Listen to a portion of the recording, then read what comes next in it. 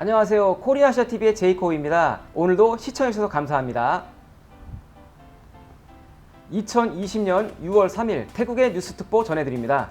한 태국 여성이 트위터에 올린 일본 남성으로부터의 월 3만 바트의 스폰 계약 제안을 받았다는 게시글이 큰 반향을 불러일으키고 있습니다. 파타야의 여행자거리 워킹스트리트 입구에서 화재가 발생하였습니다. 태국 정부에서는 상점, 각종 공공장소 출입 시 동선 파악 및 추적을 위한 어플리케이션 타이차나 앱을 개설하여 시행하고 있습니다. 오늘도 본 영상을 끝까지 시청해주시면 감사드리겠습니다. 구독과 좋아요는 코리아시아TV에 큰 도움이 됩니다.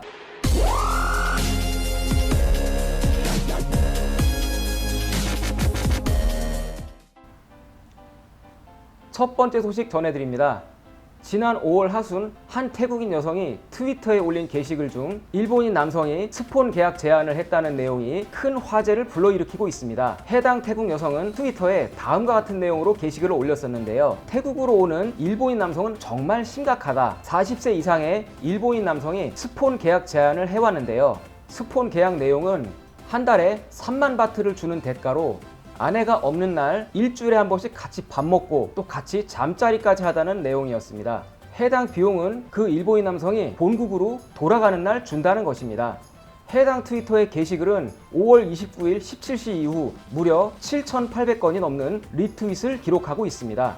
해당 트위트의 게시물 내용만으로 모든 태국인 여성이 일본인 남성을 전부 그렇게 생각하지는 않겠지만 태국에 오는 일부 일본인 남성들이 태국인 여성을 대할 때 이러한 마인드로 접근을 한다는 사실은 부정할 수 없을 것 같습니다. 태국 체류 일본인들 사이에서 충분히 있을 수 있는 일이라는 내용에 공감을 하고 있는 분위기입니다. 또 한 가지 사실은 현지에서 태국인들이 온라인상에 댓글로 올리는 실제 증언과 사연이 빈번하다는 것입니다. 해당 트위터의 내용은 아래 게시글을 참조하시면 되겠습니다. 사실 태국의 출장, 사업, 여행, 기타 등등의 목적으로 태국으로 오는 일본 남성들의 이런 행태가 어제 오늘의 이야기는 아니죠. 본국에는 아내가 있고 출장 기간 동안에는 현지처가 있고 자신이 본국에 돌아갔다가 다시 태국으로 돌아오면 태국에서의 스폰애인과 관계를 맺고 모든 일본 남성들이 다 그런 행동을 하는 것은 아니겠지만 태국 여성들이 생각하는 일본 남성들의 이미지가 그렇게 좋지만은 않은 듯합니다. 현지처두기, 스폰 계약 제의 등을 아무 생각 없이 하는 일본인 남성들, 경제적인 이유 때문에 이를 그대로 받아들이는 태국 여성들, 이를 어느 한쪽의 문제다라고 판단할 수는 없을 것 같습니다. 어느 곳을 가든 일어날 수 있는 일이지만 트위터에서 그만큼 높은 숫자가 나온 것은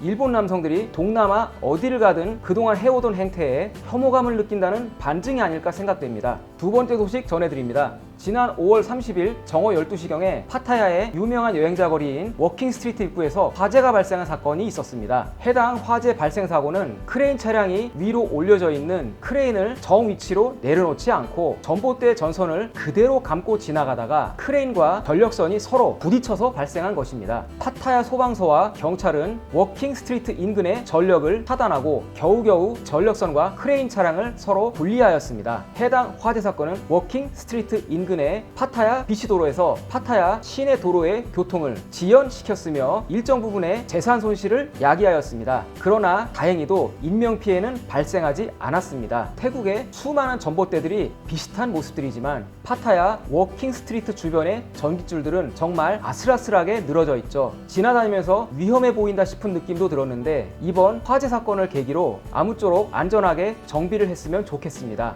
세 번째 소식 전해드립니다. 태국 정부가 개설한 영업장, 공공장소 등의 출입 시 이용되는 타이차나 앱입니다. 태국 사회, 경제, 디지털 부서에서는 태국민들이 각종 상점, 백화점, 쇼핑몰, 공원, 기타 장소들을 방문하는 등 더욱 활기차게 외출을 하면서 코비드 상황 통제 및 동선 파악을 위해 해당 앱을 출시하였습니다. QR코드 인식을 이용한 타이차나 앱을 만들어 태국에서 모든 사람들이 이용하고 각 영업장들에 대한 입장, 퇴장을 온라인으로 관리하고 편리하게 출입할 수 있도록 제공하고 있습니다.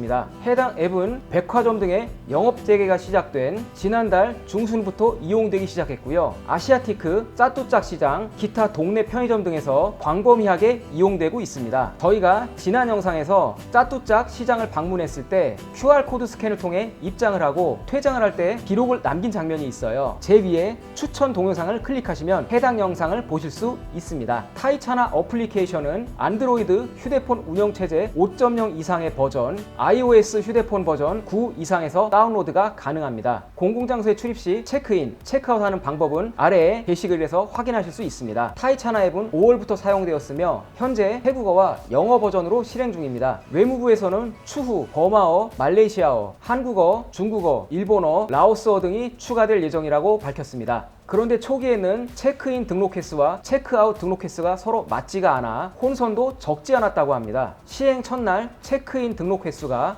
265만 8,754건이었으며 체크아웃 횟수는 184만 5,191회에 그쳤다는 것입니다. 이는 체크아웃 등록을 하지 않고 그냥 가게를 떠난 사람들이 많았기 때문이라고 합니다. 체크아웃 등록을 하지 않고 해당 장소를 그냥 떠나게 되면 이용자 정보가 해당 매장이나 공공장소에 그대로 남아있는 것으로 간주가 되어 매장 혼잡 상황을 확인하는 데이터가 틀려지게 된다고 합니다. 뿐만 아니라 데이터에 의해 매장이 혼잡하다고 판단되면 다른 이용자들이 이용을 못하게 되는 수가 생길 수가 있으니 퇴장 시에는 꼭 잊지 말고 체크아웃 등록을 해야 한다고 합니다. QR코드 스캔으로 동선 추적을 하는 앱 시스템, 탁월하고 훌륭한 방식의 상황 통제 시스템이군요. 프랑스 등 유럽 국가들에서는 질병 통제를 빙자한 사생활 통제, 개인정보에 방대한 국가 감시 등의 불만의 목소리가 나올 법하지만 사생활 운운하면서 적절한 조치를 하지 못해 사태가 악화된 해당 국가들은 이러한 시스템도 심각하게 고려를 해볼 필요가 있을 것 같습니다.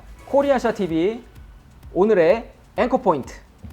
일본 남성들의 태국 여성 대상 스폰 제의 행각은 예전부터 논란이 있어 왔던 것이 사실입니다. 트위터에 올라온 게시물은 한 태국 여성의 개인적인 사연에 불과할 수 있는 일이지만 높은 관심을 끌었다는 것은 그만큼 태국 사회의 외국인 남성들에 의한 자국 여성들이 성적 유희의 대상이 된다는 사실에 불쾌하다는 반증일 것입니다. 스폰 관계, 말하자면 악어와 악어새 관계에 비유할 수가 있겠는데요. 필요한 사람이 있고 찾는 사람이 있기 때문에 계약 관계, 거래 관계가 이루어지는 현실 다소 씁쓸합니다. 그리고 공공장소에 방문 후 나오시면 꼭 잊지 말고 타이차나 앱 체크아웃 해주세요. 여러분들이 체크아웃을 안 해주시면 최악의 경우에는 여러분의 이웃이 필요한 용물을 보러 슈퍼마켓에 못 가고 백화점, 쇼핑몰에 못 가게 될 수 있답니다. 오늘의 영상 여기서 마무리하겠습니다. 지금까지 시청해주셔서 감사합니다. 코리아시아TV에서는 태국의 이슈와 관련된 소식들, 사회, 문화 관련 영상들이 꾸준하게 업데이트가 되고 있습니다. 구독을 누르시고 알림 설정까지 해주시면 태국의 이슈가 되는 소식들을 꾸준하게 쭉 받아보실 수 있습니다. 오늘도 즐거운 하루, 편안한 시간 되세요. 저는 여기서 인사드리겠습니다.